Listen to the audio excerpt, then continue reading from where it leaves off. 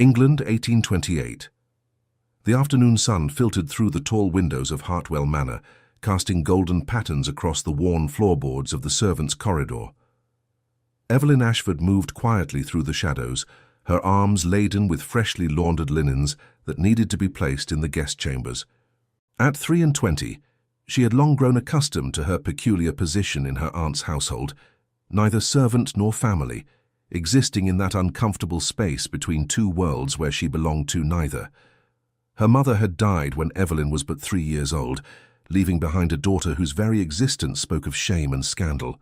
Lord Ashford, Evelyn's father, had never acknowledged the union with her mother. A merchant's daughter he had loved in secret, but could never claim publicly.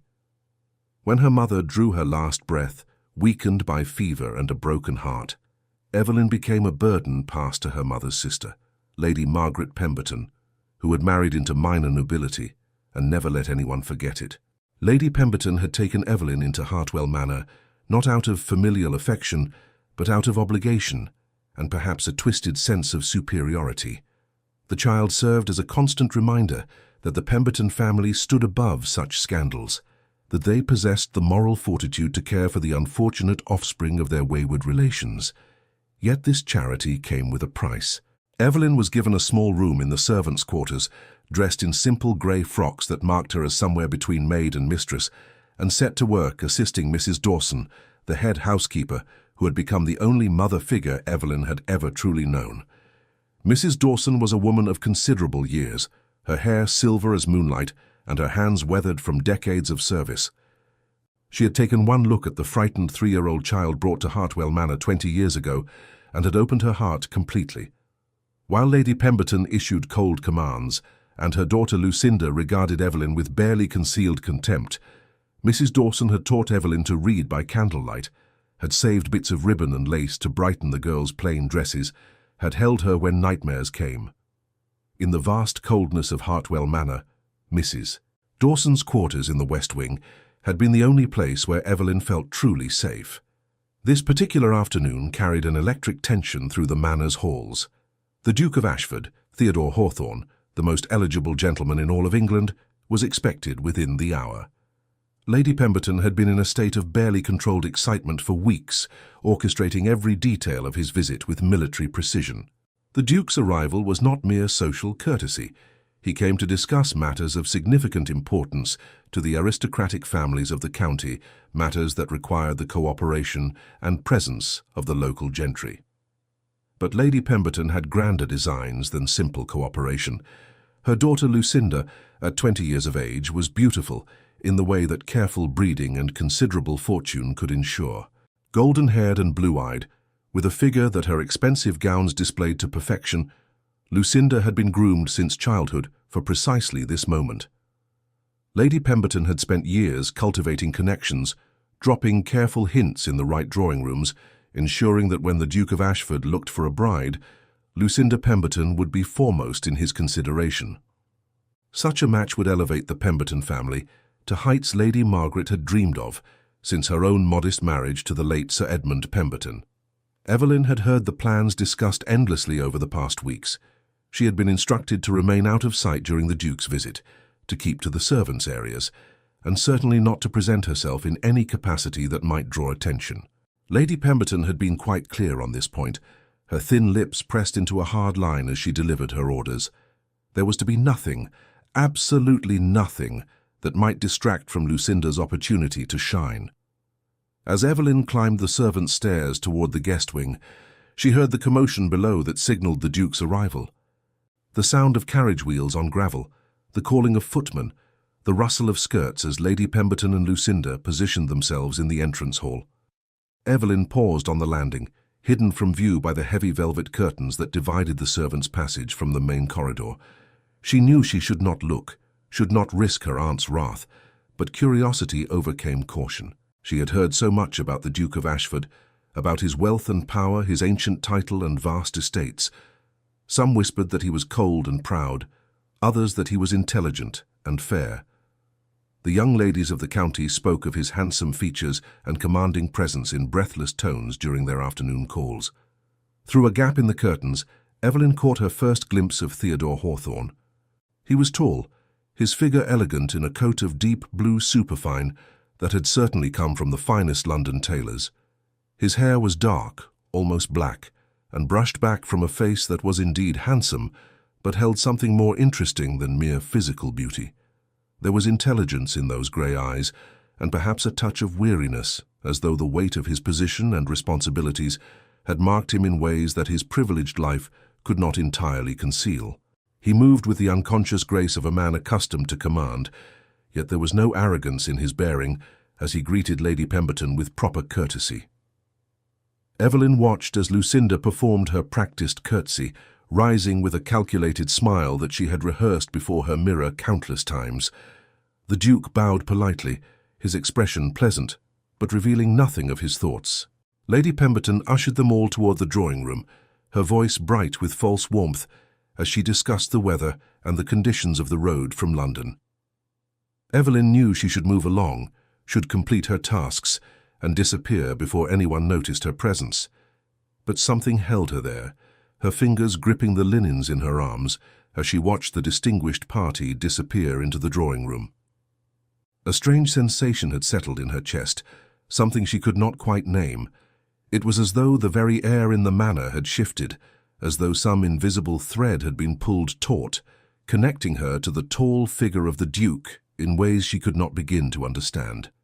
She shook herself free of such fanciful thoughts and hurried along to the guest chambers, where she set about her work with practiced efficiency. The Duke would occupy the finest rooms, of course, with their view over the gardens and their furnishings of polished mahogany and rich fabrics. Evelyn smoothed the linens on the great four-poster bed, arranged fresh flowers in the porcelain vases, ensured that every detail met the exacting standards Lady Pemberton demanded. As she worked, she could hear the distant murmur of voices from below, the occasional bright laugh from Lucinda that carried a note of performance rather than genuine mirth. The afternoon stretched into evening, and Evelyn retreated to the kitchens to help Mrs. Dawson oversee the preparation of dinner.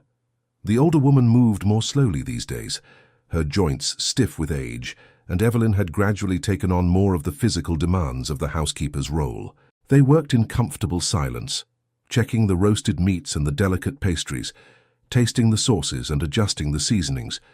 The cook and her staff bustled about with the organized chaos that preceded any formal dinner, particularly one meant to impress a guest of the Duke's stature. "You've been quiet today," Mrs. Dawson observed, her shrewd eyes studying Evelyn's face. "More so than usual." Evelyn managed a small smile. "I am well, Mrs. Dawson. Simply ensuring everything is perfect for Lady Pemberton's dinner." The housekeeper made a soft sound that might have been agreement or skepticism. She had long since learned to read the shadows in Evelyn's eyes, the small tells that betrayed her deeper feelings. "His Grace arrived this afternoon, I understand. Did you catch a glimpse of him?" "Only briefly," Evelyn admitted, her hands occupied with arranging delicate sugar flowers on a towering confection. "He seems very dignified." "Dignified," Mrs. Dawson repeated with a hint of amusement. "That's one word for it, I suppose. They say he's a good man for all his rank and fortune, fair to his tenants, generous with his patronage, not given to the excesses that ruin so many young men of wealth." Evelyn nodded, though her thoughts remained strangely unsettled. She had no reason to think further about the Duke of Ashford, no reason to let his presence disturb the careful equilibrium she had established in her constrained life. Yet she could not quite dismiss the memory of that moment on the stairs, the way something had shifted inside her when she saw him. Dinner was announced at 8 o'clock, and the household staff moved with choreographed precision to serve the elaborate meal. Evelyn remained in the background, as was proper, ensuring that Mrs. Dawson had everything she needed to supervise the service. Through the open doors leading to the dining room, she could see the glittering table, the finest china and silver brought out for the occasion, the candles casting a warm glow over Lady Pemberton's triumphant face. The Duke sat at the place of honour, with Lucinda positioned strategically to his right. Lady Pemberton had invited several other local families of consequence, ensuring that the evening had the appearance of a proper social gathering rather than an obvious attempt at matchmaking. Yet everyone present understood the true purpose of the dinner, and speculation buzzed through the room like bees around honeyed flowers. Evelyn caught fragments of conversation, as she moved through the shadows of the corridor, bringing messages from the kitchen or ensuring that the footman had fresh bottles of wine at the ready. The Duke spoke with intelligence and wit, discussing matters of politics and estate management with the gentlemen, turning to lighter topics when addressing the ladies. Lucinda laughed at his remarks with practiced charm, her fan fluttering in a display of coquetry that seemed to come as naturally as breathing. Yet even from her distant vantage point, Evelyn sensed something amiss. The Duke's smiles seemed polite rather than genuine, his attention to Lucinda courteous but lacking any spark of real interest. He participated in the evening's entertainment with perfect propriety, but there was a quality of remove about him, as though part of his mind remained elsewhere. The dinner concluded near midnight, with the guests retiring to the drawing-room for cards and conversation. Lady Pemberton was in high spirits, clearly pleased with how the evening had progressed. She cornered Evelyn in the hallway as the younger woman was carrying a tray of used glasses back to the kitchens. "Everything has gone splendidly," Lady Pemberton announced, her voice sharp with satisfaction. "The Duke was most attentive to Lucinda. I should not be surprised if we receive excellent news within the fortnight." "I am glad the evening pleased you, Aunt," Evelyn said quietly, keeping her eyes downcast. Lady Pemberton's expression hardened slightly. "You will remember what I told you. You are to keep to your duties and remain invisible during His Grace's stay. I will not have anything interfere with Lucinda's prospects. Do I make myself clear?" "Perfectly clear, Aunt." "Good. Now take those glasses to the scullery and then retire to your room. I do not wish to see you wandering about." Evelyn nodded and hurried away, her cheeks burning with the familiar sting of humiliation. She had long since learned not to expect kindness from her aunt, but the casual cruelty still had the power to wound. In the kitchens, she found Mrs. Dawson overseeing the cleaning, her lined face weary with exhaustion. "You should rest," Evelyn urged gently, taking the ledger from the older woman's hands. "I shall finish the evening's accounts and ensure everything is properly stored." Mrs. Dawson patted her hand with affection. "You're a good girl, Evelyn. Too good for this house if you want the truth of it." She lowered her voice, glancing around to ensure they were not overheard. "Your aunt's ambitions are writ plain across her face tonight. She's counting her chickens before they're hatched, mark my words." "Lucinda is very beautiful," Evelyn observed, though the words tasted oddly bitter on her tongue, "and accomplished. Surely the Duke would be fortunate to win her hand." Mrs. Dawson made that skeptical sound again. "Beauty and accomplishments are well enough, but they don't make a marriage, child. There must be something more, something that speaks heart to heart." She studied Evelyn's face for a long moment, then sighed. "But what would an old woman know? I've never married after all. Go on with you now, and don't stay up too late with those accounts." Evelyn worked quietly in the stillness of the kitchens, her pen scratching across the pages of the household ledger as she recorded the evening's expenses. The sounds of the party had faded as the guests departed and the family retired to their chambers. Only the occasional creak of old timbers and the soft whisper of wind against the windows broke the silence. She was so absorbed in her work that she did not hear the footsteps approaching until a voice startled her from her concentration. "I beg your pardon. I did not mean to disturb you." Evelyn looked up sharply to find the Duke of Ashford standing in the doorway of the kitchens. Her heart lurched violently in her chest, and she rose so quickly that her chair scraped harshly against the stone floor. The ledger slipped from her hands and would have fallen if Theodore had not moved with surprising speed to catch it. "Your Grace," she managed, her voice barely above a whisper. She dropped into a curtsy, her mind racing with confusion and alarm. What was the Duke doing in the kitchens at this hour? Had she done something wrong? Would her aunt be furious if she discovered that Evelyn had been seen by their distinguished guest? Theodore held the ledger for a moment, his grey eyes studying her with an intensity that made her breath catch. Up close, he was even more striking than she had realized, his features carved with aristocratic precision, but softened by something in his expression that she could not quite identify. There was a small scar above his left eyebrow, barely visible, that somehow made him seem more human, less the distant figure of wealth and power. "I found myself unable to sleep," he said, his voice low and surprisingly gentle. "I thought perhaps a glass of water might help." but I seem to have lost my way in your aunt's rather extensive manner." He smiled slightly, a self-deprecating expression that transformed his entire face. "I confess I'm not usually so poor with directions." Evelyn's hands trembled slightly as she took the ledger from him, setting it carefully on the table. "The house can be confusing, Your Grace. The original structure has been added to many times over the centuries." She moved to the pump and filled a clean glass with water, acutely conscious of his presence behind her. "Here, my lord." Theodore accepted the glass, but his attention remained fixed on her face rather than the water. "Thank you." "And you are—" "Evelyn, Your Grace. I assist Mrs. Dawson, the housekeeper." "Evelyn," he repeated as though tasting the name. "A lovely name. Are you related to the Ashfords? I noted your surname in the ledger." Heat flooded her cheeks, and she looked away, unable to meet those penetrating grey eyes. "A distant connection, Your Grace. Nothing of consequence." "I see." There was something in his tone that suggested he did indeed see, perhaps more than she wished. "You were working rather late. Does Lady Pemberton often require such dedication from her household staff?" "I do not mind the work, Your Grace. Mrs. Dawson has been very kind to me, and I'm happy to ease her burdens where I can." Theodore moved closer, setting the untouched glass of water on the table beside her ledger. "You did not attend the dinner this evening." It was not a question, but Evelyn felt compelled to answer nonetheless. "I am not— that is, it would not have been appropriate, Your Grace. My position in the household is not that of family. Yet you bear the Ashford name." His voice had dropped to barely more than a murmur, and something in its timbre sent shivers along her spine. "That seems rather more than a distant connection, does it not?" Evelyn's throat tightened with emotions she rarely allowed herself to acknowledge: the old shame, the lingering hurt of rejection, the weariness of existing always on the periphery of life. "My circumstances are complicated, Your Grace. I would not wish to burden you with the details." "What if I told you that I wished to know those details?" Theodore asked quietly.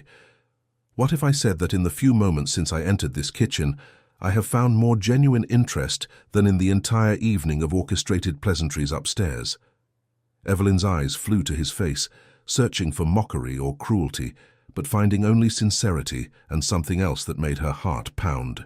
"Your Grace, Look at me," he said softly, and she found she could not resist the gentle command in his voice. When their eyes met fully for the first time, something profound and irrevocable occurred. It was as though the world narrowed to just the two of them standing in the candle-lit kitchen, as though every moment of both their lives had been leading inexorably to this precise instant. Theodore drew in a sharp breath, his hand lifting unconsciously as though he might reach for her before he caught himself. "Forgive me," he said, his voice rough with an emotion Evelyn could not name. "I should not have intruded upon your evening. I should return to my chambers." But he did not move, and neither did she. They stood frozen in that moment, the air between them crackling with unspoken recognition.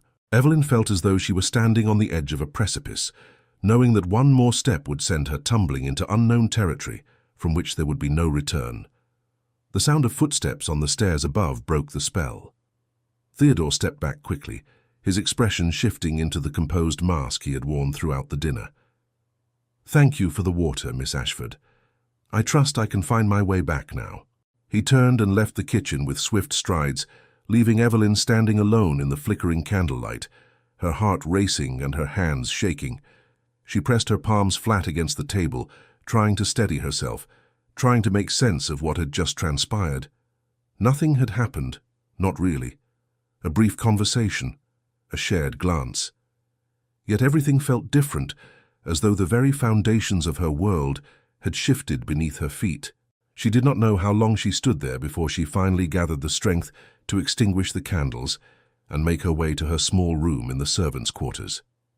Sleep eluded her for hours as she lay in her narrow bed, staring at the ceiling and reliving those few moments in the kitchen. The way Theodore had looked at her, the gentleness in his voice, the strange sense of connection that had flowed between them like an electric current. She told herself she was being foolish, that she was reading far too much into a simple encounter. The Duke of Ashford could have no real interest in the bastard niece of Lady Pemberton, the girl who existed only in the shadows of Hartwell Manor. Yet when she finally drifted into an uneasy sleep, her dreams were filled with grey eyes and a voice that spoke her name like a prayer. The following morning dawned clear and bright, with September sunshine streaming through the windows of Hartwell Manor. Evelyn rose early as always, splashing cold water on her face and dressing in her usual grey frock before making her way to the kitchens. She found Mrs. Dawson already there, overseeing the preparation of breakfast trays for the family and their guest. "You look tired, child," the housekeeper observed with concern. "Did you sleep poorly?" "I am well enough," Evelyn assured her, though the shadows beneath her eyes told a different story. She set about her morning tasks with mechanical efficiency, trying not to think about the Duke, trying not to hope that she might glimpse him again. Lady Pemberton swept into the kitchens mid-morning, her expression radiating satisfaction. "His Grace has expressed a desire to tour the grounds this afternoon. Lucinda will accompany him, of course. Evelyn, you will ensure that the rose garden is perfectly maintained and that refreshments are available in the summer house should they wish to rest there." "Yes, Aunt," Evelyn murmured, keeping her eyes downcast. "And remember what I told you," Lady Pemberton added sharply. "You are to remain out of sight. I will not have you wandering about where you might be seen." The afternoon found Evelyn in the rose garden as instructed, checking that the paths were swept clean and the flower beds immaculate. The roses were in their last full bloom before autumn would claim them, their petals ranging from palest cream to deepest crimson. She had always loved this garden, had spent many solitary hours here finding what peace she could among the fragrant blooms. It seemed cruel that even this small sanctuary was now denied to her, claimed by her aunt's ambitions for Lucinda. She heard their voices before she saw them, Lucinda's bright laugh carrying across the garden. Evelyn quickly retreated behind a tall hedge, positioning herself where she could slip away unseen once they had passed. Through the leaves, she could see Lucinda's golden hair gleaming in the sunlight, her pale blue dress the perfect complement to the garden's beauty. The Duke walked beside her, his hands clasped behind his back, his expression politely attentive as Lucinda chatted about the various plantings and their history. "Mamma has always been most particular about the roses," Lucinda was saying. "She considers them the crowning glory of Hartwell's gardens. Do you not agree, Your Grace, that they are exceptionally fine?" "They are indeed beautiful," Theodore replied, though his tone lacked enthusiasm. His gaze seemed to wander across the garden, almost as though he were searching for something or someone. They drew closer to Evelyn's hiding place, and she pressed herself against the hedge, praying they would move along before she was discovered. But fate had other designs.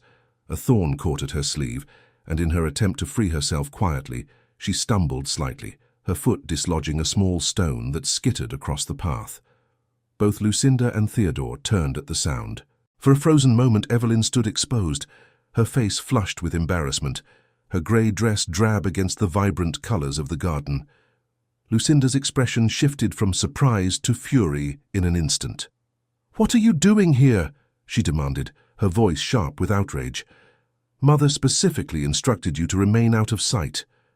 "I was just leaving, Miss Lucinda," Evelyn said quickly, her eyes fixed on the ground. "Please forgive the intrusion." "See that you do," Lucinda snapped. "Really, the presumption is quite astounding. Come, Your Grace, let us continue our walk elsewhere. I apologize for this unseemly interruption." But Theodore was not looking at Lucinda. His gaze was fixed on Evelyn with an intensity that made her breath catch. The same recognition she had seen in the kitchen burning even brighter in the daylight. He seemed to have forgotten Lucinda's existence entirely. His attention focused solely on the young woman in the grey dress, who looked as though she wished the earth would open and swallow her whole. "Miss Ashford," he said, his voice cutting through Lucinda's irritated comments. "We meet again." Lucinda's head snapped toward him, confusion and suspicion warring in her expression. "You know her, Your Grace?" "We encountered each other briefly last evening," Theodore said, his eyes never leaving Evelyn's face. "When I lost my way in the manor's corridors." He took a step closer, ignoring Lucinda's small gasp of surprise. "Tell me, Miss Ashford, are you familiar with the roses in this garden? I confess I have some interest in horticulture and would value the opinion of someone who seems to know these grounds well." Evelyn's heart hammered against her ribs. She could feel Lucinda's furious gaze boring into her, could imagine the punishment that would follow this encounter. Yet something in Theodore's expression, some unspoken plea or challenge, made her lift her chin and meet his eyes. "I do know something of the roses, Your Grace," she said quietly. "I have tended them for many years." "Then perhaps you would be so kind as to share that knowledge," Theodore replied, and there was something in his voice that sounded almost like triumph. "Miss Pemberton, I hope you will forgive me if I detain Miss Ashford for a few moments. I find myself quite curious about the cultivation methods employed here." Lucinda's mouth opened and closed like a fish gasping for air. She had been taught many skills to attract and hold a gentleman's attention, but she had never been prepared for a situation where a duke of the realm dismissed her in favor of a bastard servant. Her face flushed an unbecoming shade of red, and her voice, when she finally found it, trembled with barely controlled rage. "But, Your Grace, I had hoped we might walk to the lake.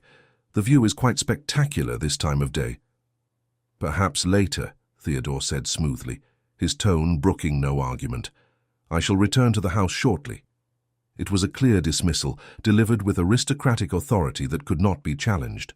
Lucinda had no choice but to curtsy stiffly and retreat, though the look she cast at Evelyn promised retribution. When she had disappeared around the hedge, Theodore turned back to Evelyn with an expression that combined relief and something darker, more intense.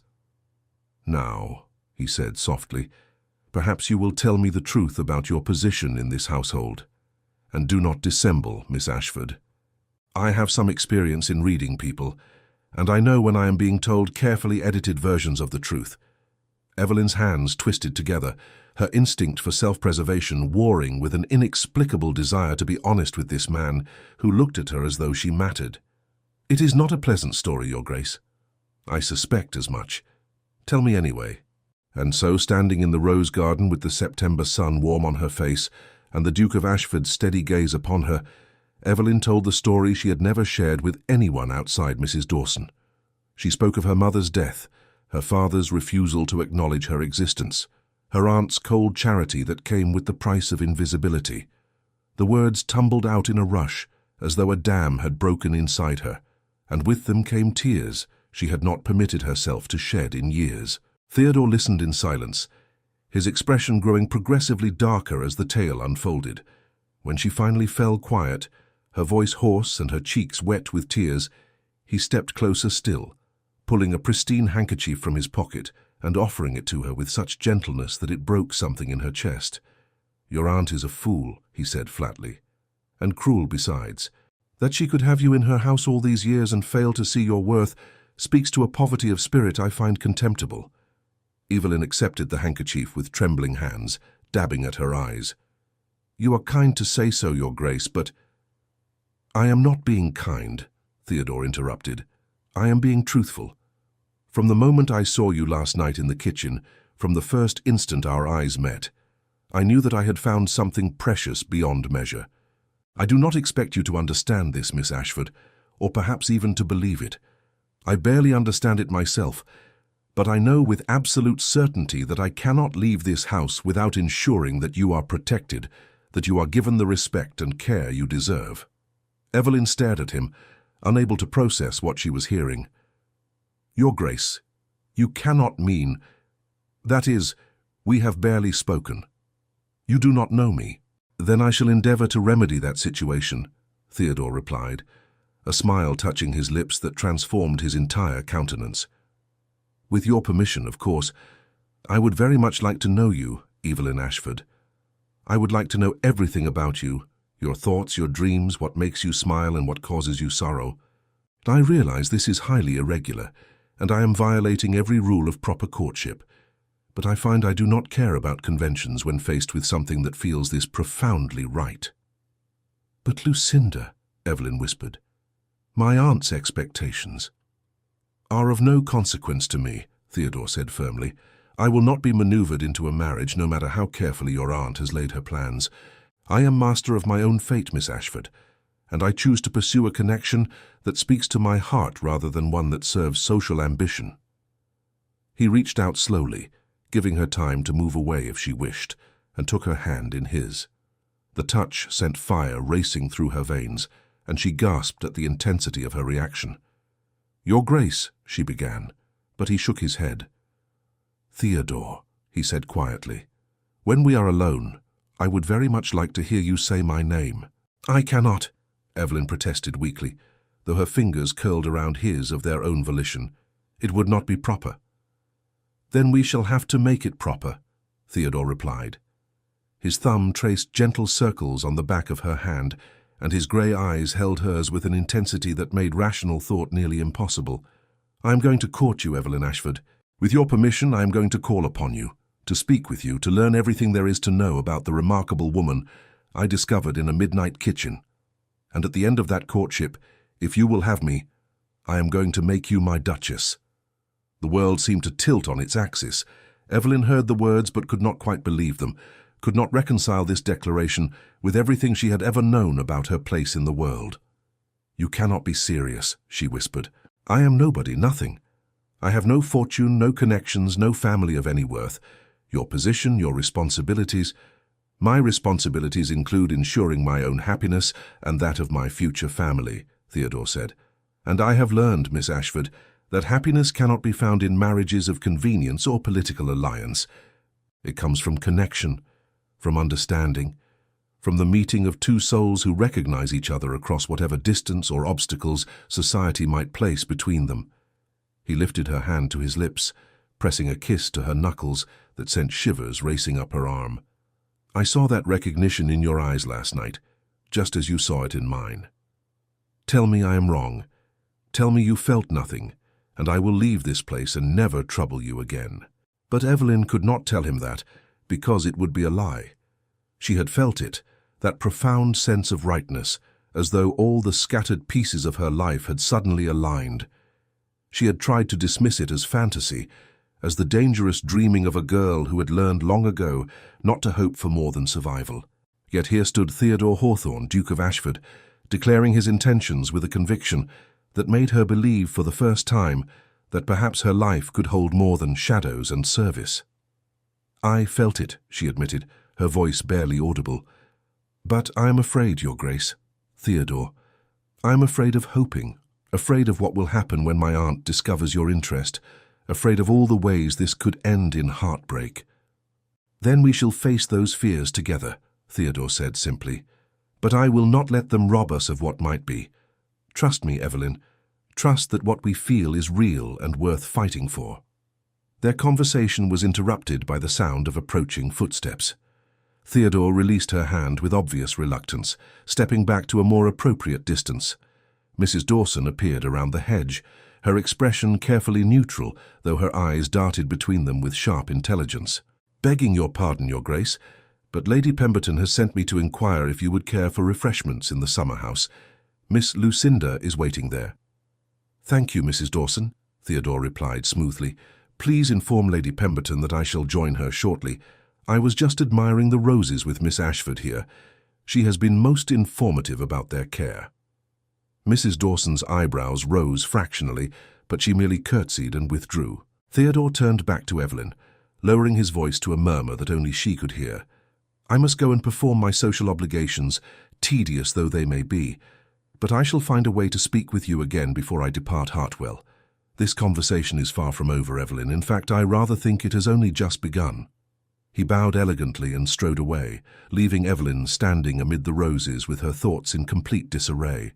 She pressed her hands to her burning cheeks, trying to steady her breathing, trying to convince herself that what had just transpired was real and not some elaborate dream from which she would soon awaken. Mrs. Dawson returned a few moments later, her lined face creased with concern. "Child, what have you done? Lady Pemberton is in a towering rage." Miss Lucinda returned to the house in tears, claiming that His Grace dismissed her in favor of speaking with you. "I did nothing, Mrs. Dawson, I swear it," Evelyn said quickly. "I was trying to stay out of sight as instructed, but the Duke saw me and insisted on conversation. I could not refuse him without being impolite." The housekeeper studied her face for a long moment, and something shifted in her expression. Understanding dawned in her eyes, followed by fear. "Oh, Evelyn, Tell me you have not lost your heart to him. Tell me you are not entertaining foolish hopes." "I do not know what to tell you," Evelyn admitted, her voice breaking. "I know it is foolish, I know it is impossible, but Mrs. Dawson, when he looks at me, I feel as though I matter, as though I am not just the bastard niece, the burden, the shadow in the corner. He sees me, truly sees me, and he does not look away in disgust or dismissal." Mrs. Dawson's expression softened with compassion and sorrow. She pulled Evelyn into an embrace, holding her as she had when Evelyn was a frightened child newly arrived at Hartwell Manor. "I know, child. I know how powerful such feelings can be. But you must be careful.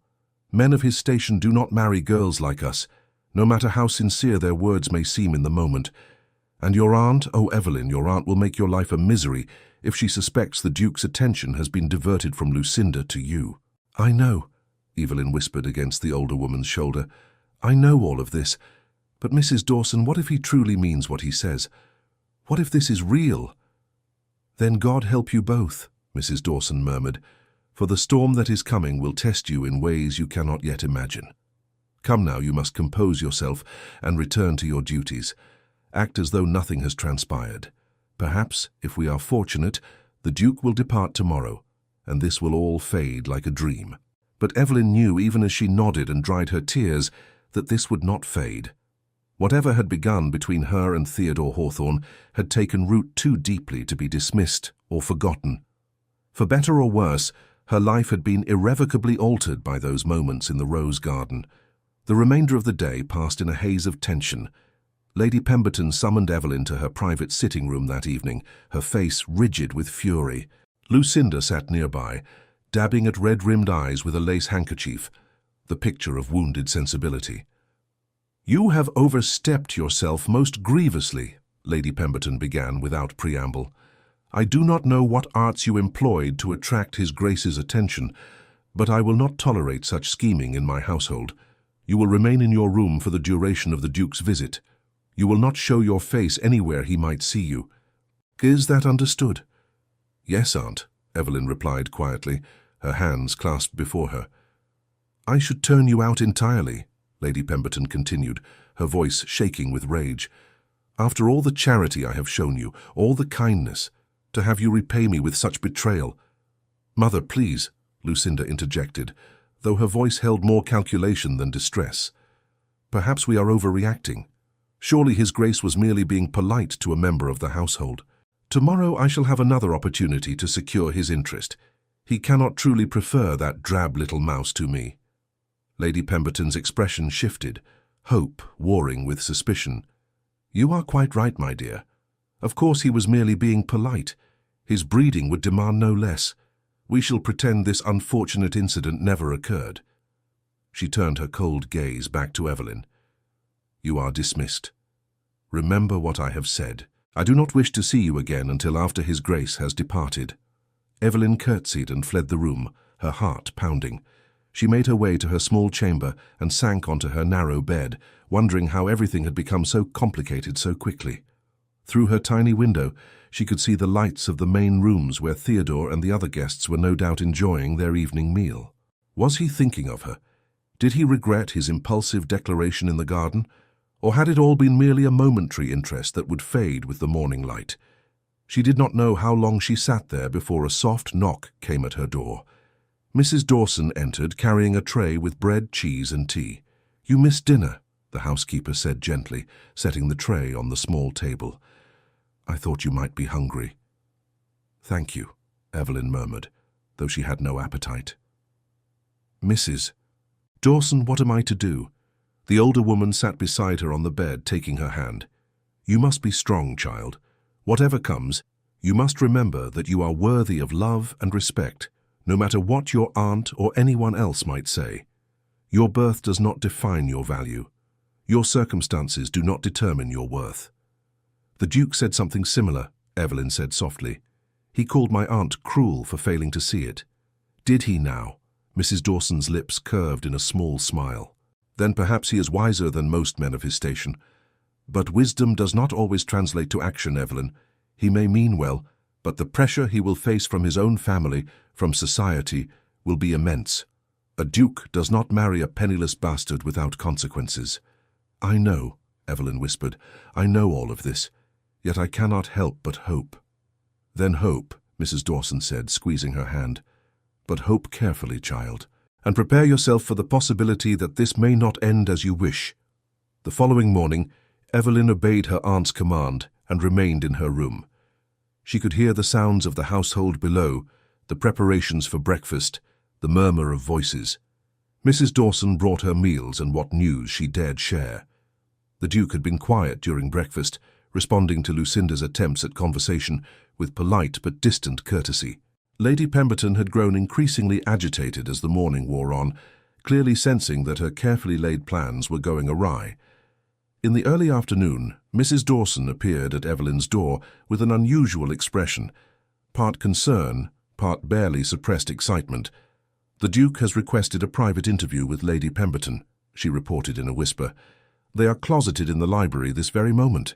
Your aunt looked quite triumphant as she went in, no doubt expecting a proposal for Lucinda's hand." Evelyn's heart sank. Of course. Whatever Theodore had said in the garden, whatever she had allowed herself to believe, the reality was unchanged.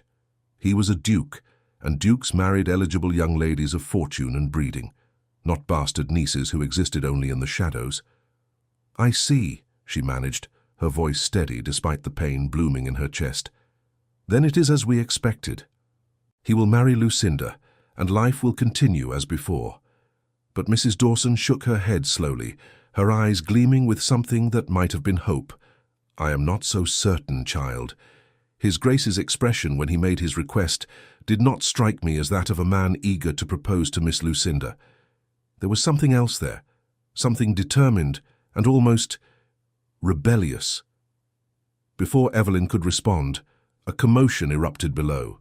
Raised voices carried up the stairs, Lady Pemberton's shriek of outrage cutting through the afternoon quiet like a knife.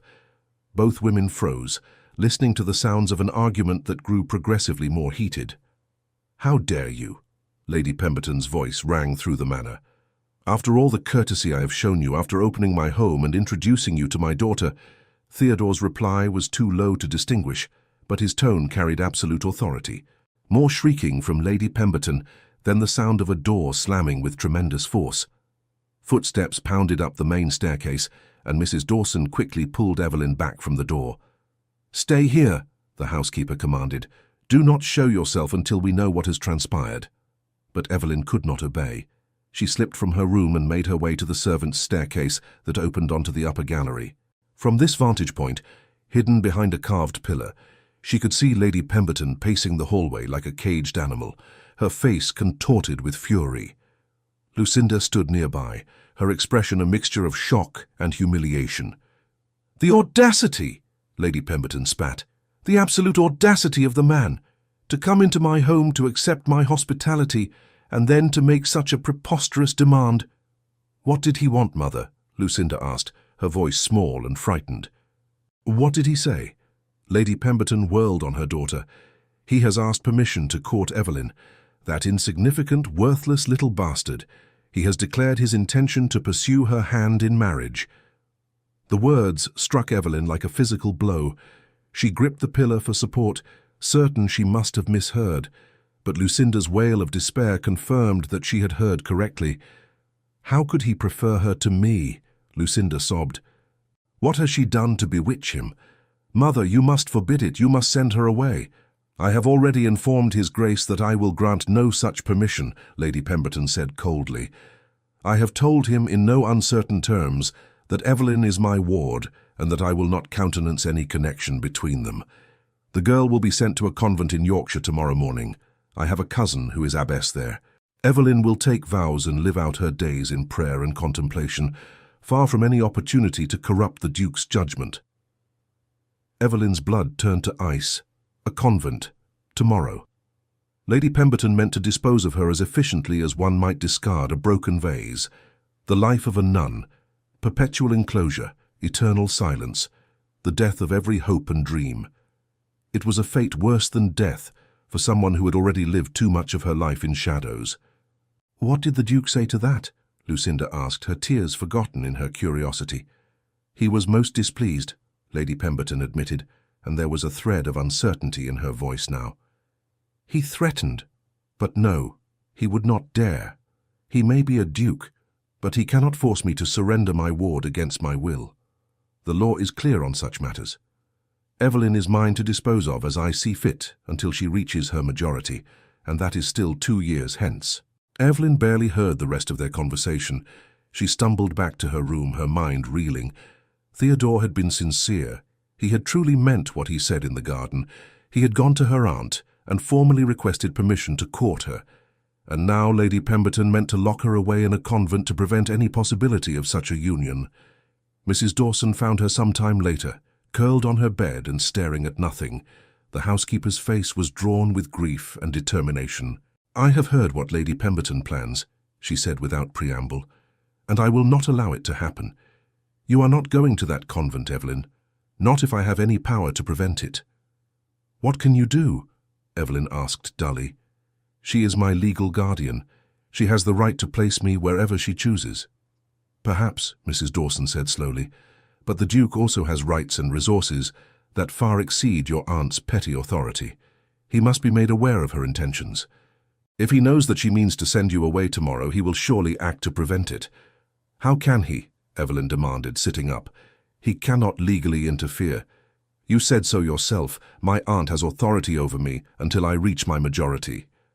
"There are ways," Mrs. Dawson said, her voice dropping to a whisper. "If the Duke were to claim that your aunt is acting against your best interests, if he were to bring the matter before a magistrate, he might be able to have guardianship transferred. It would cause a tremendous scandal, but it could be done, and a Duke has influence that can smooth over many difficulties." "But he has already left Hartwell," Evelyn said, despair weighing down every word. "I heard his carriage depart over an hour ago. By the time word could reach him in London, I will already be on my way to Yorkshire." Mrs. Dawson's expression turned crafty. "His Grace did leave Hartwell Manor, this is true, but I have it on good authority from one of the grooms that he has taken rooms at the Red Lion Inn in the village. He told the innkeeper that he has business in the area and will remain there for several days." Hope kindled in Evelyn's chest, fragile and frightening. "He stayed, even after my aunt refused his request?" "It would seem so," Mrs. Dawson confirmed, "which suggests to me that he is not prepared to accept Lady Pemberton's decision as final. But he does not know about the convent, Evelyn. He does not know how urgently he must act." "Then someone must tell him," Evelyn said, rising from the bed with new determination. "But how? I am watched constantly, and if I tried to leave the manor, my aunt would know immediately." "You cannot go," Mrs. Dawson agreed. "But I can. Lady Pemberton has no reason to suspect me, and I often walk to the village on household business. I can carry a message to His Grace at the inn without drawing undue attention." "Mrs. Dawson, you cannot," Evelyn protested. "If my aunt discovers what you have done, she will dismiss you without a character. You will lose your position, your home." "Child, I am old," Mrs. Dawson said gently. "I have saved enough over the years to live modestly for whatever time remains to me. But you have your whole life ahead of you. I will not stand by and watch that life be buried in a Yorkshire convent, because your aunt is too proud and cruel to see what is before her eyes. You deserve happiness, Evelyn. You deserve love. And if that Duke is fool enough to offer both, then I will do whatever is in my power to help you claim them." Tears streamed down Evelyn's face as she embraced the only mother she had ever truly known. "Thank you," she whispered. "Thank you for everything you have been to me, for everything you have done." "Hush now," Mrs. Dawson said, patting her back. "Save your thanks for when you are safely wed to your Duke. Now quickly, you must write him a letter. Tell him what is planned for tomorrow. Tell him everything your aunt said. Leave nothing out." Evelyn sat at the small table and took up pen and paper with trembling hands. The words came in a rush, her neat script covering page after page as she poured out the whole terrible situation. She told Theodore of her aunt's fury, of the planned journey to the Yorkshire convent, of her fear and desperation. She told him, too, of her feelings, the connection she had felt in the kitchen, the wonder of their conversation in the rose garden, the way he had made her feel seen and valued for the first time in her life. She signed the letter simply, "Yours if you will have me, Evelyn." and sealed it with a wafer, her hands shaking so badly she could barely manage the task. Mrs. Dawson tucked the letter into her bodice and pulled her shawl around her shoulders. "I shall go to the village now. With luck, I will be back before dinner, and no one will think anything of my absence. Stay in your room, Evelyn. Do not give your aunt any cause to advance her plans or increase her vigilance." "Be careful," Evelyn pleaded. "And Mrs. Dawson, if this somehow succeeds, if by some miracle Theodore is able to prevent my being sent away, I will never forget what you have done for me. I will see that you are cared for, that you want for nothing." The housekeeper smiled, tears gleaming in her own eyes. "I want nothing more than to see you happy, child. That will be payment enough for any risk I take today." She slipped from the room, leaving Evelyn alone with her fears and her desperate hopes. The afternoon crawled by with agonizing slowness. Evelyn stood at her small window, watching the road that led to the village, praying that Mrs. Dawson would return safely, that Theodore would receive the letter, that somehow impossibly this nightmare would end in something other than her imprisonment in a convent. Darkness was falling when Mrs. Dawson finally returned. She came directly to Evelyn's room, her face flushed from her rapid walk but her eyes bright with satisfaction. "It is done," she announced quietly. "I delivered your letter into the Duke's own hands. He read it there in the inn's parlour, and Evelyn, I wish you could have seen his face. He went white as snow, and then such fury came into his eyes as I have never witnessed in a gentleman. He said, and these were his exact words, 'Tell Miss Ashford that she is not to fear. Tell her that I will come for her, and no power on earth will prevent me from claiming her as my own.'" Evelyn pressed her hands to her mouth, torn between laughter and tears. "He truly said that?" "Upon my word," Mrs. Dawson confirmed. "And then he called for his secretary and began issuing orders like a general preparing for battle. He was writing letters even as I left, dispatching riders to London and elsewhere. Whatever he plans, it will be swift and decisive." "But what can he do?" Evelyn asked, pacing the small confines of her room. "My aunt plans to send me away at first light. Even if Theodore rides here tonight, she will not let him see me. She will not be moved by his arguments or his demands." "Then we must ensure she has no opportunity to send you away," Mrs. Dawson said thoughtfully. "We must delay the departure somehow, give His Grace time to arrive with whatever solution he has devised." "How can we delay it? My aunt is determined—" "Leave that to me," Mrs. Dawson said, her expression turning mischievous in a way that made her look decades younger. "I have a few tricks yet at my disposal. Now, you must eat something and try to rest. Tomorrow will be a long day, one way or another." But rest proved impossible.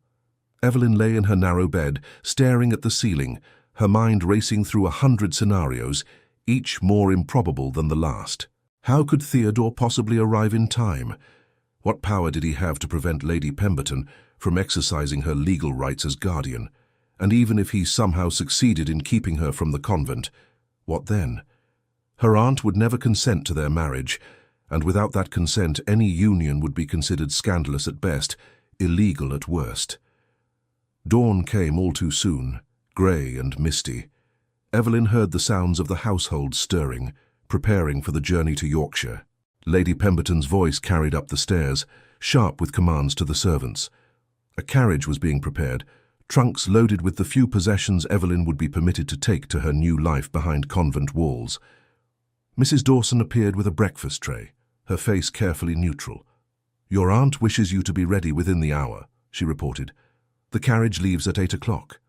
"Has there been any word?" Evelyn asked desperately. "Any sign of—" "None yet, Mrs." Dawson interrupted gently, glancing toward the open door. "But the morning is young, much can happen in an hour." Evelyn forced herself to eat a few bites of bread, though it tasted like ashes in her mouth.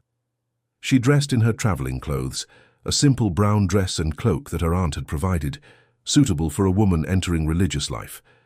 As she fastened the cloak, her fingers brushing against the plain fabric, she felt the full weight of her powerlessness. She had no fortune, no connections, no recourse against her aunt's authority. Theodore might be a duke, but even dukes were bound by the laws of England, and those laws gave guardians tremendous power over their wards. At 7:30, Lady Pemberton herself appeared at Evelyn's door, her expression cold and satisfied. "It is time. The carriage awaits. You will cause no trouble, no scenes. You will go quietly and with whatever dignity you can muster, and you will not attempt to contact the Duke or anyone else. Is that understood?" "Yes, Aunt," Evelyn said quietly, her voice devoid of emotion. What else could she say? What else could she do? "Good. Come along then. The sooner we have you settled in your new home, the sooner we can put this unfortunate incident behind us." Evelyn followed her aunt down the stairs, Mrs. Dawson trailing behind with tears streaming down her weathered face. In the entrance hall, Lucinda waited, her expression triumphant. The servants stood in a line, as was customary when a member of the household departed, their faces carefully blank, though several of the younger maids dabbed at their eyes with their aprons. The carriage stood ready in the drive, the horses pawing at the gravel. A trunk containing Evelyn's few belongings had already been strapped to the back. Lady Pemberton's own maid would accompany Evelyn on the journey, serving as both companion and guard against any attempt at escape. As Evelyn stepped out into the misty morning, her heart breaking with every step, a commotion erupted at the gates. The sound of multiple horses approaching at speed, voices calling out commands. Lady Pemberton froze, her face draining of colour. "What is the meaning of this?" she demanded as a party of riders swept up the drive. Theodore Hawthorne rode at their head, magnificent in riding clothes of dark green, his face set with determination. Behind him came his secretary, a stern-looking gentleman in sober attire, and two others whom Evelyn did not recognize, but whose bearing suggested positions of authority. Theodore dismounted before his horse had fully stopped, striding toward the assembled group with such command that even Lady Pemberton stepped back involuntarily. His eyes found Evelyn immediately, and the relief and fierce possessiveness in that gaze made her knees weak.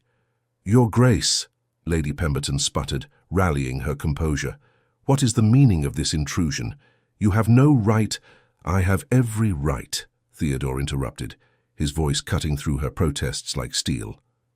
"Gentlemen, if you would be so kind as to present the documents." The stern gentleman stepped forward, producing several papers sealed with official-looking stamps. "I am Mr. Aldridge, magistrate of this county. I have here an emergency petition filed by His Grace the Duke of Ashford, requesting immediate review of Miss Evelyn Ashford's guardianship based on allegations of mistreatment and coercion."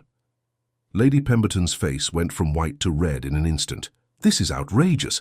I am her legal guardian, appointed by her own father's will." "A father who never acknowledged her existence," Theodore said coldly. "A father who abandoned both mother and child. The legitimacy of such guardianship is questionable at best, but we need not debate that point, Lady Pemberton, because I have found a far more elegant solution to this dilemma."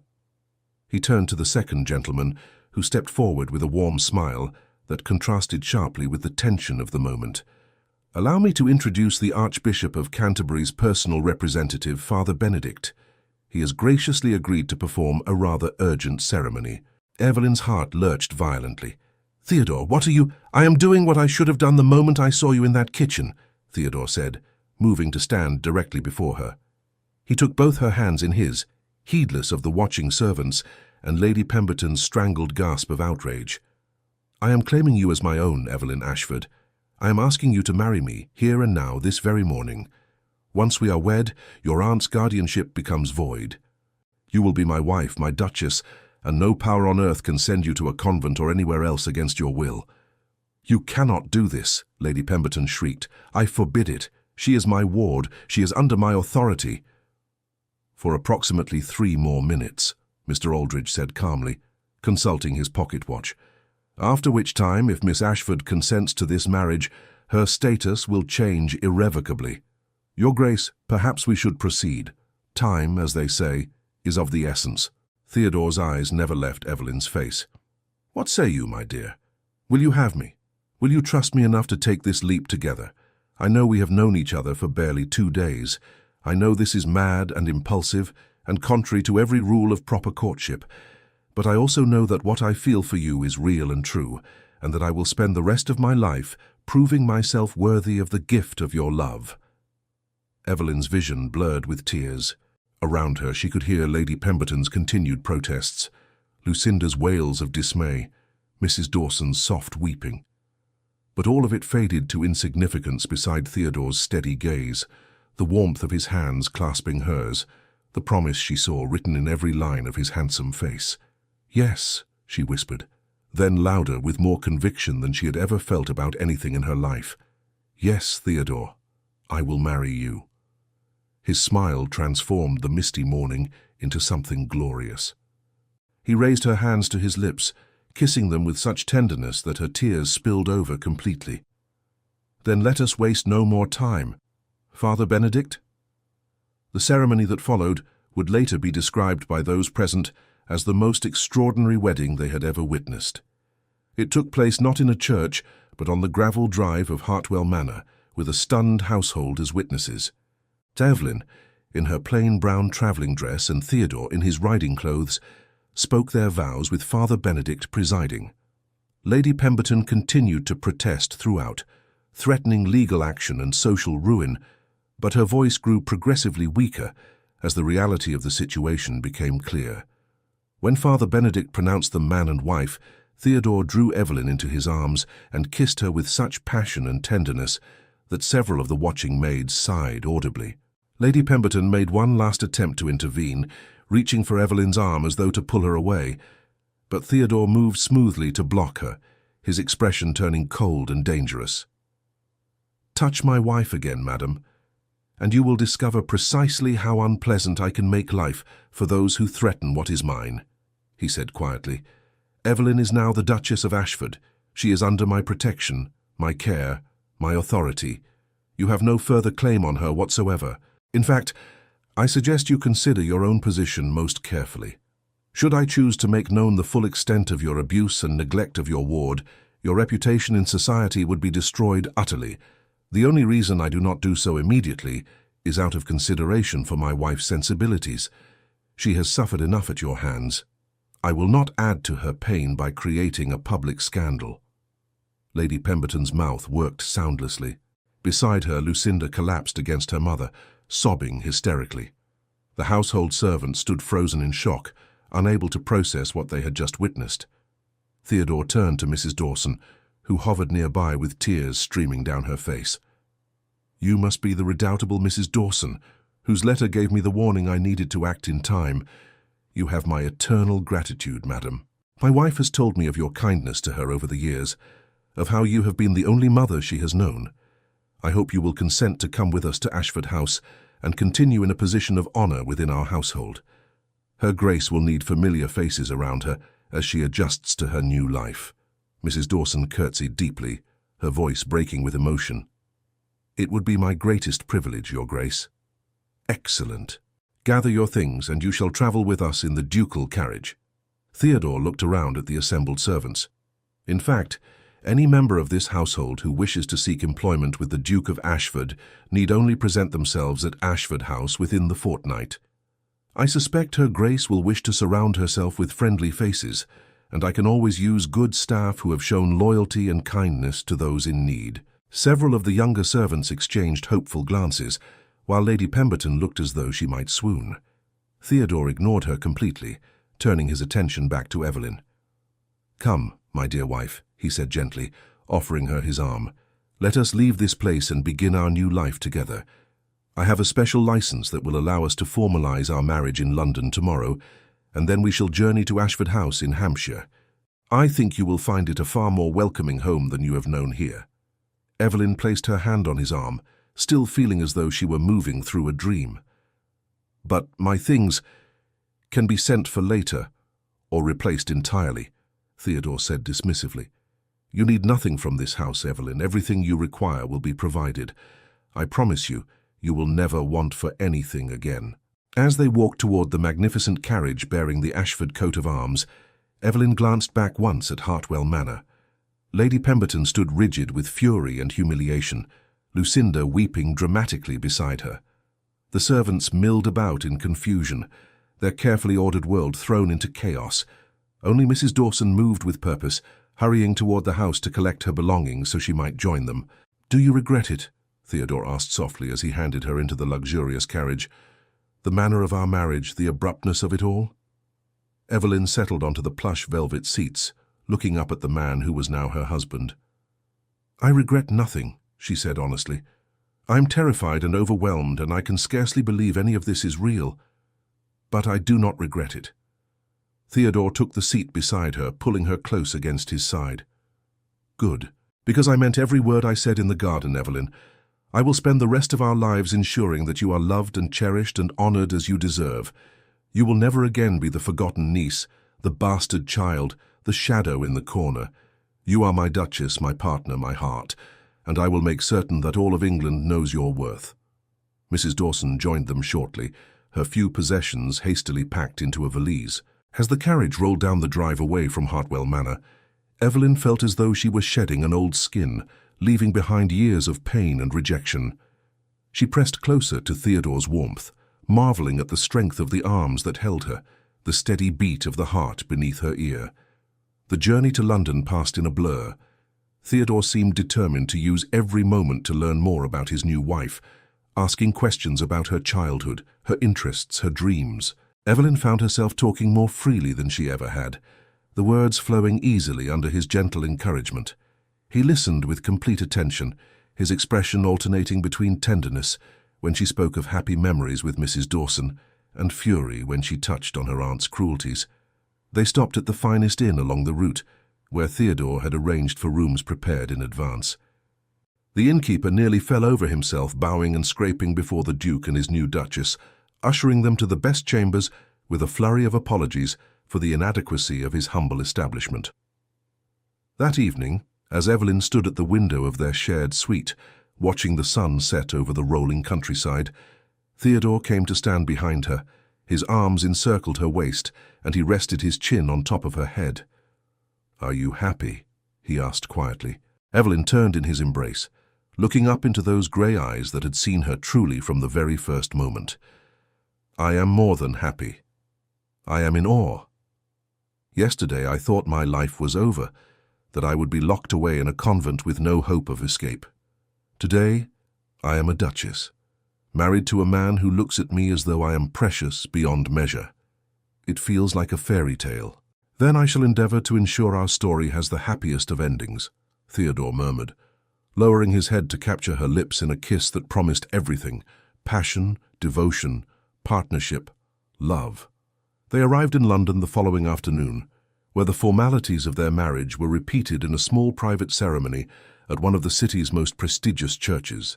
Theodore had invited only his closest confidants, his man of business, his secretary, a few trusted friends from his club. News of the Duke of Ashford's sudden marriage had already begun to spread through the ton, creating a sensation that would fuel gossip for months to come. In the days that followed, as they prepared to journey on to Ashford House, Evelyn had her first taste of what life as a duchess would entail. Theodore took her to the finest modistes on Bond Street, insisting she be outfitted with an entirely new wardrobe befitting her station. He introduced her to his solicitors, ensuring that she understood the considerable fortune that was now at her disposal. He presented her to his aunt, the Dowager Duchess of Pemberton, a formidable woman who took one look at Evelyn and declared her a vast improvement over those insipid misses who have been throwing themselves at my nephew for years. But it was when they finally arrived at Ashford House that Evelyn truly understood the magnitude of the change in her circumstances. The estate sprawled across the Hampshire countryside, its ancient stone walls covered in ivy, its gardens laid out with mathematical precision. The house itself was a masterpiece of architecture, with soaring ceilings, priceless artwork, and furnishings that spoke of generations of wealth and taste. The staff lined up to meet their new mistress, over 100 servants whose livelihoods now rested in Evelyn's hands. She felt overwhelmed by the responsibility, intimidated by the thought of managing such a vast household. But Theodore stood beside her, his presence a steady anchor, and Mrs. Dawson had been installed as head housekeeper, her familiar face a comfort amid so much strangeness. "Welcome home, Your Grace," the butler intoned formally. Your Grace. The title still sounded foreign to Evelyn's ears, impossible to associate with herself. Yet when she looked at Theodore and saw the pride and love shining in his eyes, she felt something shift inside her. Perhaps she could grow into this role. Perhaps, with time and support, she could become the Duchess that Ashford House deserved. The first weeks of married life passed in a whirlwind of activity. Evelyn had much to learn about managing the household, about the social obligations of her new position, about navigating the complex world of the aristocracy.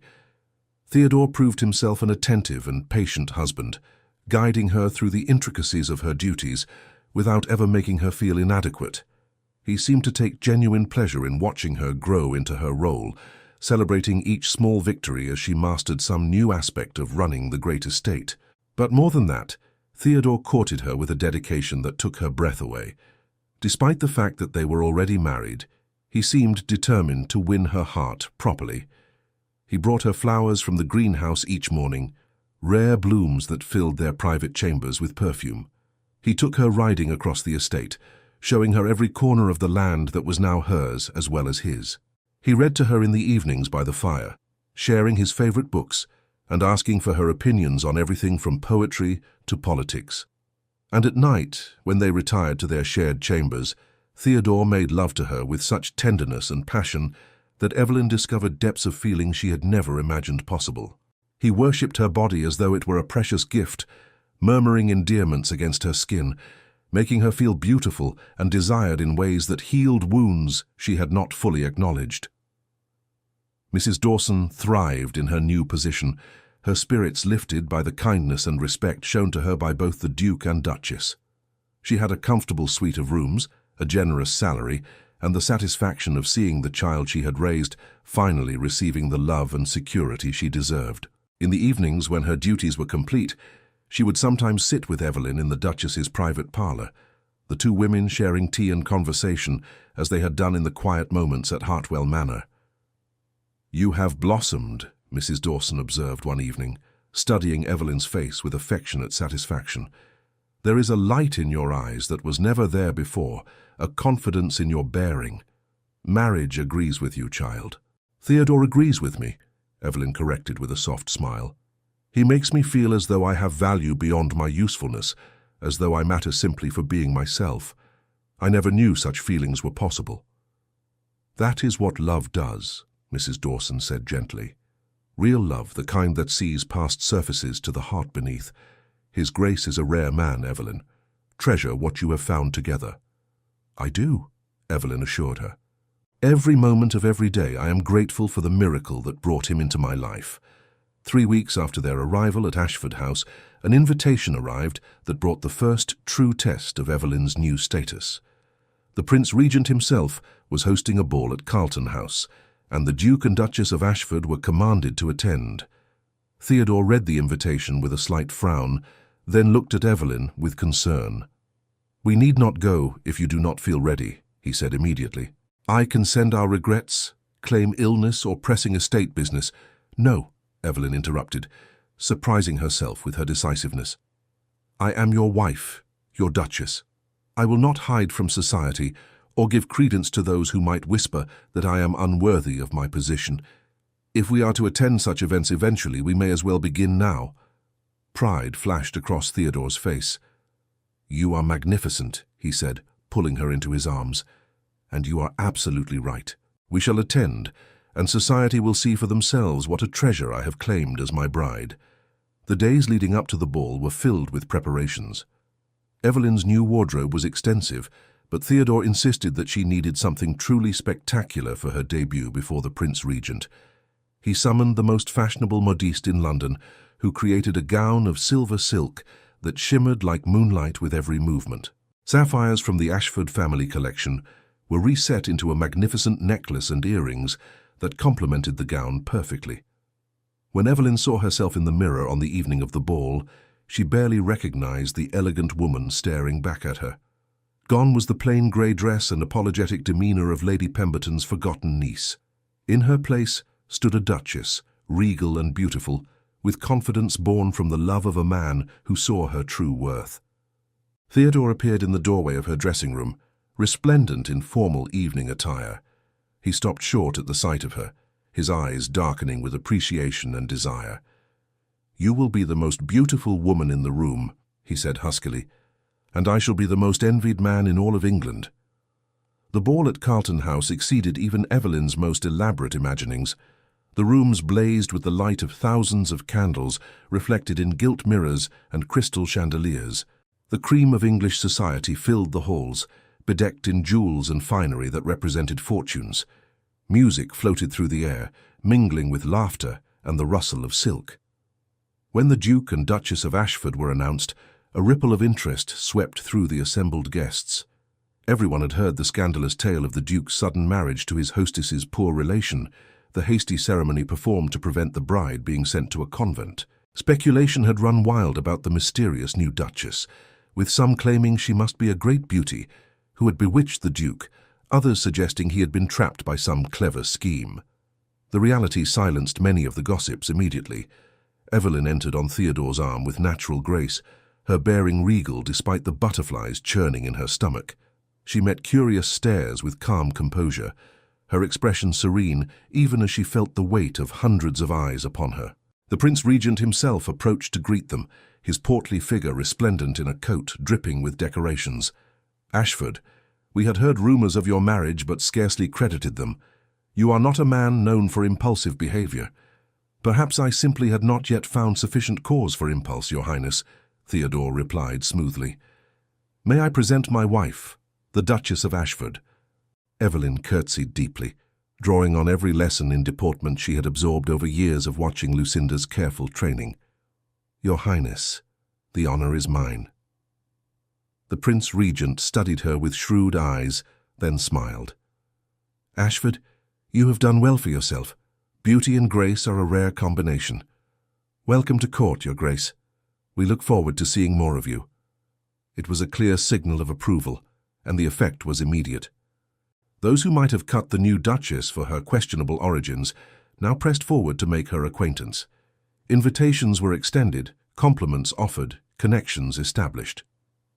Theodore remained at Evelyn's side throughout, his hand at the small of her back a constant reassurance, his pride in her evident to all who observed them. The evening progressed with dancing and conversation. Evelyn found herself surprised by how much she enjoyed the experience, the music and movement, the stimulation of meeting new people and navigating complex social dynamics. She had always possessed intelligence and charm, but Lady Pemberton had systematically suppressed those qualities. Now, with Theodore's support and encouragement, they emerged fully. Late in the evening, as Evelyn stepped away to the ladies' retiring room to adjust a pin in her hair, she encountered Lady Pemberton and Lucinda. The sight of them sent a jolt through her system, all her newfound confidence wavering for a moment. Her aunt looked older, her face pinched with bitterness, while Lucinda appeared wan and lifeless, her beauty dimmed by unhappiness. They stared at each other in frozen silence for a long moment. Then Lady Pemberton drew herself up, preparing to deliver some cutting remark, but Evelyn spoke first. "Aunt Margaret, Lucinda, I hope you are both well." The simple courtesy, delivered with genuine concern, seemed to rob Lady Pemberton of her planned attack. She deflated slightly, her eyes dropping from Evelyn's face. "You look well," she admitted grudgingly. "The Duchess of Ashford. I suppose you are quite satisfied with yourself." "I am satisfied with my life," Evelyn replied gently. "But I take no pleasure in your distress, Aunt. Despite everything, you gave me a home when I had none. I am grateful for that, even if the rest was difficult." "Grateful," Lady Pemberton repeated bitterly. "You stole the match I had arranged for Lucinda, destroyed our family's prospects." "I stole nothing," Evelyn interrupted firmly. "Theodore made his own choice, as was his right. He did not want Lucinda, Aunt. He wanted me. That is neither my fault nor my triumph over you. It simply is." Lucinda spoke for the first time, her voice small and broken. "Why did he choose you? What do you have that I do not?" Evelyn looked at her cousin with compassion. "I cannot answer that question, Lucinda. I can only tell you that genuine affection cannot be manufactured or coerced. It either exists or it does not. You are beautiful and accomplished, and you will find a gentleman who values those qualities and loves you for yourself. But Theodore was never meant to be that gentleman." She moved past them toward the door, then paused and looked back. "If you ever have need of assistance, Aunt, you need only write to me. Despite our history, I bear you no ill will. I hope you can find peace and happiness in your own lives, as I have found in mine." She left them standing in stunned silence and returned to the ballroom, where Theodore waited with barely concealed impatience. The moment he saw her, relief flooded his features. "I was beginning to worry," he admitted, drawing her back onto the dance floor. "You were gone rather longer than expected." "I encountered my aunt and Lucinda," Evelyn explained, as they moved through the figures of a waltz. "It was not as terrible as I feared. I think perhaps we have reached an understanding of sorts." Theodore's expression turned fierce. "If they upset you—" "They did not," Evelyn assured him. "In fact, I found that facing them no longer holds the power it once might have. I am not the frightened, powerless girl I was at Hartwell Manor. I am your wife, your Duchess, and I know my own worth now. They cannot take that from me." "No," Theodore agreed, pulling her fractionally closer than the dance strictly required. "They cannot. You are extraordinary, Evelyn, do you know that? In the space of a few short weeks, you have transformed from a woman who existed in shadows to one who commands every room she enters. I am in awe of your strength." "I had good reason to find that strength," Evelyn murmured, her eyes locked with his. "I had you believing in me, seeing me as I truly am. That makes all the difference." As the ball drew to a close and they prepared to depart, Evelyn reflected on how far she had travelled from that afternoon in Hartwell Manor's kitchen. She had been nothing then, nobody, existing only on the periphery of life. Now she stood at the centre of her own story, loved and honoured, her future stretching out before her bright with possibility. The carriage ride home to Ashford House was peaceful. Evelyn nestled against Theodore's side, both of them weary but content. The house welcomed them with warm light spilling from the windows, servants waiting to attend to their needs, Mrs. Dawson there to inquire how the evening had proceeded. "It was perfect," Evelyn told her, squeezing the older woman's hands. Everything was absolutely perfect. Later, in the privacy of their chambers, as Theodore helped her remove the sapphires and began unlacing her gown, Evelyn caught sight of their reflection in the mirror. The Duke and Duchess of Ashford, united in love and partnership, their future together assured. "Do you have any regrets?" Theodore asked quietly, echoing his question from their wedding day. "About the speed of our marriage, the unconventional nature of our courtship." Evelyn turned in his arms, reaching up to cup his face in her hands. "My only regret is that I did not meet you sooner, that I spent so many years without knowing such happiness was possible. But perhaps we needed to wait for precisely the right moment, the right circumstances. Perhaps everything happened exactly as it was meant to." "I like that philosophy," Theodore murmured, lowering his head to kiss her. "It suggests that every difficulty we faced, every obstacle overcome, led us inevitably to each other." "Precisely," Evelyn agreed. "And now we have the rest of our lives to build something beautiful together." The months that followed established a pattern of happiness that Evelyn had never imagined possible. She grew into her role as Duchess with increasing confidence, managing the vast household with skill and introducing innovations that improved the lives of both servants and tenants. She established a school for the estate children, ensuring they received education regardless of their family's circumstances. She created programs to support the elderly and infirm, drawing on her own experiences of vulnerability to inform her charity. Theodore watched her flourish with undisguised pride. He had known from that first moment in the kitchen that Evelyn possessed extraordinary qualities. But even he was surprised by the depth of her compassion and the breadth of her capabilities. She was not content to be merely decorative, to fill the role of Duchess in name only. She engaged fully with every aspect of her position, using her power and resources to effect genuine change. Their marriage deepened with each passing day. They learned each other's habits and preferences, developed private jokes and shared rituals. Theodore discovered that Evelyn had a talent for music, though she had rarely been permitted to practice at Hartwell Manor. He installed a magnificent pianoforte in the music room and hired the finest teachers, delighting in the sounds of her playing that filled the house each afternoon. Evelyn learned that Theodore, for all his ducal authority, harbored a love of poetry and philosophy that he rarely shared with others. She spent evenings listening to him read aloud, discussing the ideas and themes, challenging his interpretations with her own sharp intelligence. He came to rely on her counsel in matters both personal and political, valuing her insights and her unique perspective, born from years of observation from society's margins. 6 months after their marriage, Evelyn discovered she was carrying their first child. The news sent Theodore into transports of joy, tempered by fierce protectiveness. He hovered anxiously, insisting she rest more than she wished, summoning the finest physicians from London to ensure her health and comfort. "You are being ridiculous," Evelyn told him fondly when he tried to prevent her from walking in the gardens. "Women have been bearing children since the dawn of time. I am perfectly healthy and capable of moderate exercise." "You are not just any woman," Theodore replied stubbornly.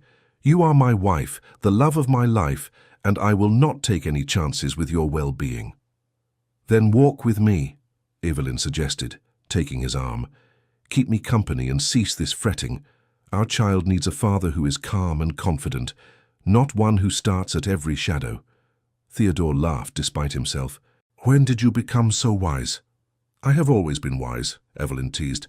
"You're only just now noticing." They walked through the rose gardens, now in the full bloom of early summer. The flowers reminded Evelyn of that afternoon at Hartwell Manor, the moment when Theodore had looked into her eyes and seen her truly for the first time. So much had changed since then, yet the essential truth remained the same. They had recognized each other as kindred spirits, two halves of a whole, finally united. "Do you ever think about what your life might have been if I had not wandered into that kitchen?" Theodore asked quietly, his hand covering hers where it rested on his arm. "Sometimes," Evelyn admitted. "I would have been sent to the convent, lived out my days in silence and isolation. But Theodore, I try not to dwell on what might have been. I prefer to focus on what is. This beautiful life we have built together, the future we are creating. That is real and precious. Everything else is merely shadow." "You are wiser than I deserve," Theodore murmured, bringing her hand to his lips. "But I am grateful beyond measure that fate brought us together, however unlikely our meeting might have seemed." The child, a daughter they named Catherine, was born on a crisp autumn morning, her first cries filling Ashford House with joy. Theodore wept openly when he held his daughter for the first time, overcome by love and wonder. Evelyn watched her husband cradling their child and felt her heart swell with emotions almost too powerful to contain. "She is perfect," Theodore whispered, tracing his finger along Catherine's tiny hand. "Absolutely perfect." "She is ours," Evelyn replied simply. "And she will grow up knowing she is loved and valued, that her worth is inherent and not dependent on circumstances of birth or fortune. We will give her everything we can, Theodore, love and security and the freedom to become whoever she is meant to be." "Yes," Theodore agreed fervently. "She will never doubt her place in this world, never question whether she is wanted or worthy. She will have what you were denied, Evelyn, a childhood of safety and affection." Mrs. Dawson, now showing the effects of age but still sharp as ever, became Catherine's devoted nursemaid. She rocked the baby for hours, singing the same lullabies she had once sung to Evelyn. The circle of love and care continued across generations, healing old wounds and creating new bonds. As Catherine grew from infant to toddler, Ashford House rang with her laughter and the patter of small feet. Evelyn and Theodore marveled at every milestone, from her first smile to her first steps. They filled her nursery with books and toys, determined to nurture her curiosity and intelligence.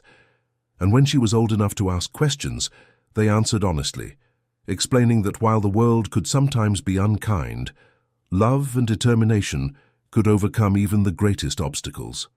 3 years after Catherine's birth, a son arrived, Charles, named for Theodore's late father.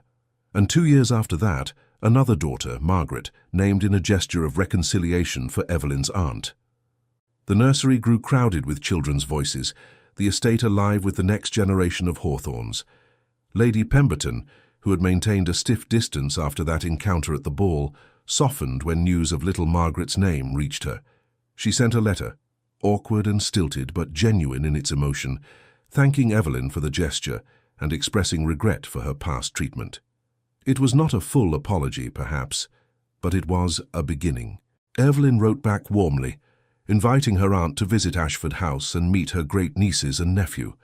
The visit, when it occurred, was tense at first, but gradually eased into something approaching family harmony. Lady Pemberton held baby Margaret with tears in her eyes, acknowledging that she had been wrong, that she had let pride and ambition blind her to what truly mattered.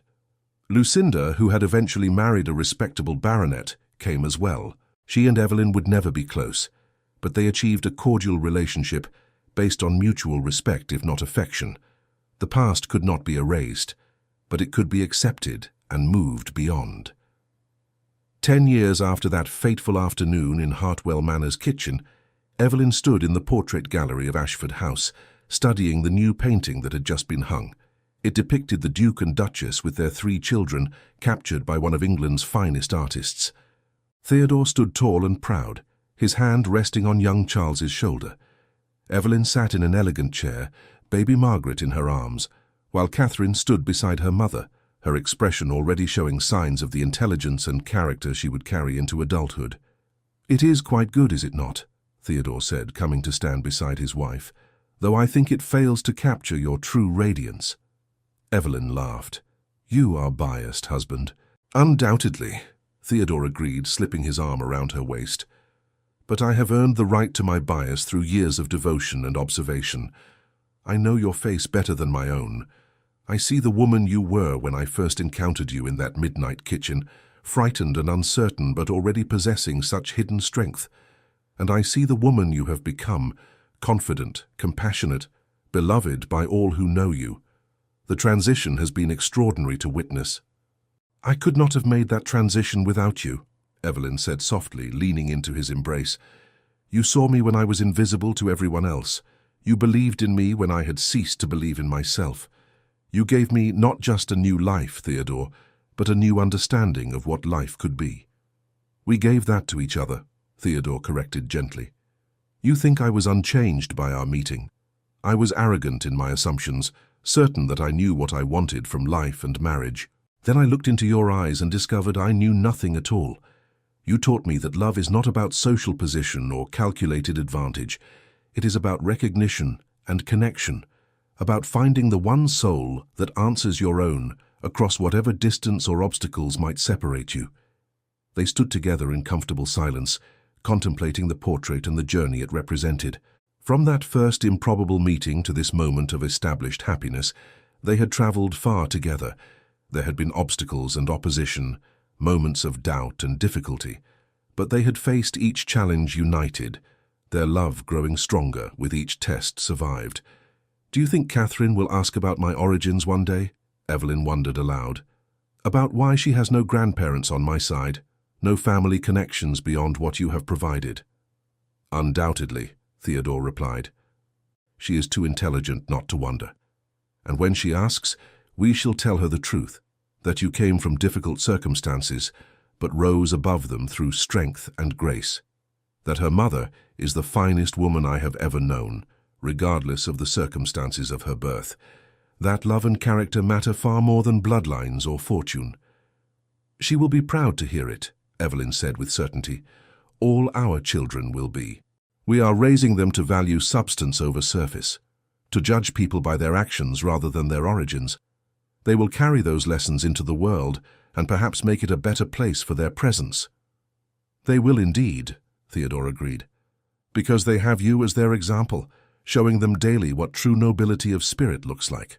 As the years continued to unfold, the Duke and Duchess of Ashford became known throughout England for their happy marriage and their progressive approach to their responsibilities. They championed causes that others overlooked, used their influence to effect meaningful change, and raised their children to be thoughtful, compassionate adults who understood the weight and privilege of their position. Evelyn never forgot the lessons of her early life, the pain of rejection, the loneliness of existing in shadows, the desperate hope that somehow things might be different. Those experiences informed everything she did as Duchess, making her sensitive to suffering others might overlook, determined to use her power to protect the vulnerable. Mrs. Dawson lived to see all 3 of her beloved charges reach adulthood, her final years comfortable and filled with love.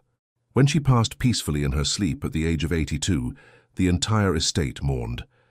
Evelyn wept as she had not wept since childhood, grieving the loss of the only true mother she had ever known. They buried Mrs. Dawson in the family plot at Ashford, a final acknowledgement of her true place in their hearts. Catherine grew into a woman of remarkable intelligence and compassion, eventually marrying a viscount who valued her mind as much as her beauty. Charles inherited his father's title and his mother's social conscience, becoming a respected voice in Parliament for reform and justice.